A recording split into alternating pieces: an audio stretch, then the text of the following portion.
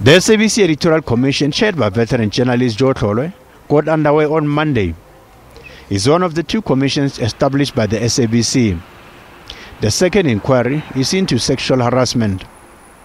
But Media Monitoring Africa says it's illegal to hold hearings behind closed doors.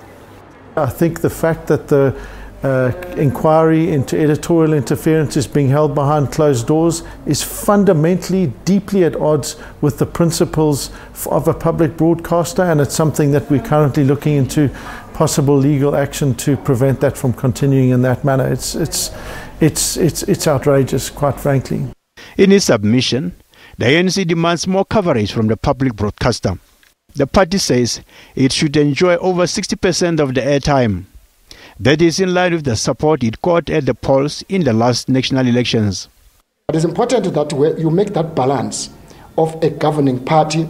So the separation of the party and the state to us is important because the ANC get omitted on issues of public interest. But secondly, the ANC is the largest political party, 62% versus whatever percentage. To an extent that the African National Congress, sometimes the SABC may try to balance, in other words, to give equal time. It doesn't exist. The first time that we found systemic bias or evidence of systemic bias was at the SABC, and that systemic bias clearly and deliberately favored the ANC. So for them to be now coming and presenting at an inquiry as to editorial interference and somehow suggesting that they're the victims, I mean, it's not only out of touch with reality, it's simply outrageous.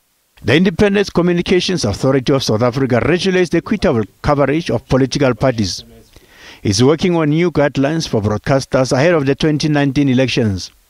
If there's any other issue that needs attention by ICASA, obviously it will be brought in before ICASA in terms of the regulations, because we have to go through that process of resolving any complaint that comes through.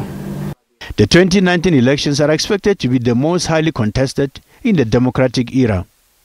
Montlengani Dipoko, SABC News, Johannesburg.